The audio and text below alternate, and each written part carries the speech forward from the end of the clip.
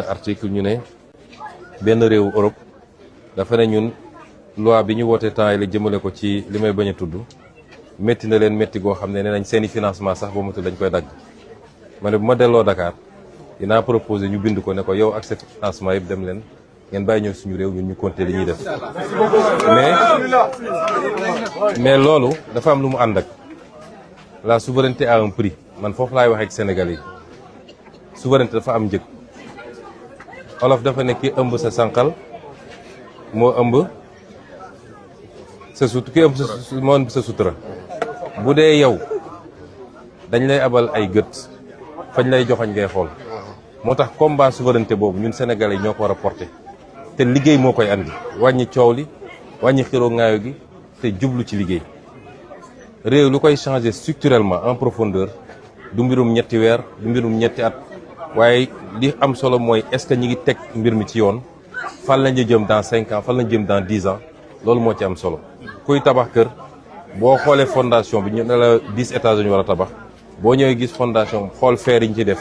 xool béton bi ñu ci def di nga am yaakaar ni kii mun na dem 10 étages kon nañu ànd ak tey ak dal te ñu jëm ci liggéey parce que chance bi bu ñu rëccee lii nga xam ne refondation Sénégal la refondation structurelle moo tax man waxuma alternance dama ne alternative loolu dafa laaj ànd ak tey ak dal ànd ak résilience ak endurance ñu jublu ci liggéey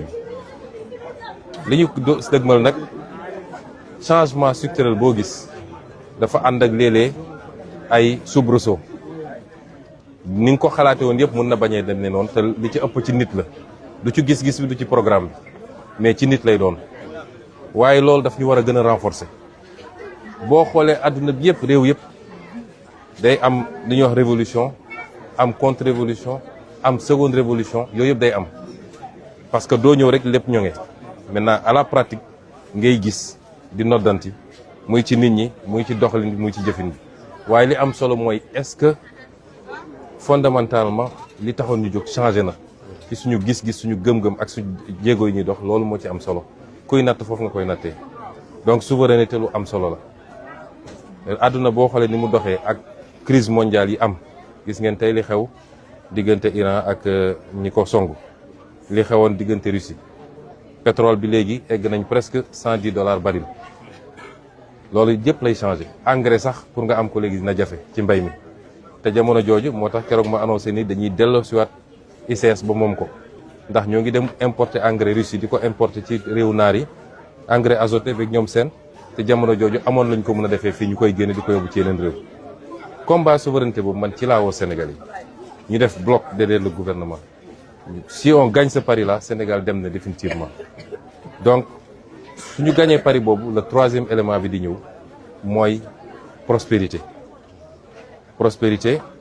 mooy fexe ba alal gi parce que alal balaa nga koy séddale da nga koy dajale il faut d'abord nga dajale alal doo ko mun séddale waaye fu dara newul mënoo séddale kon suñu créé prospérité bi doog a xalaat nag séddale mu doon séddale gu màndu mooy du féete boor duñ ko jox ñenn rek ci Sénégalais yi parce que ñoom ñoo am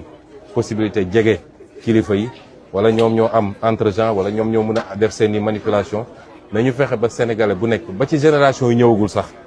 mooy loolu ñu naan fonds intergénérationnel nga am loo comp denc foofu ba génération yi di ñëw dinañu am benn couverture du mujj bi nag mooy justice réew bu amul justice mënul dem justice nag lu yaatu la justice ci activité économique yi justice ci société bi justice ci état bi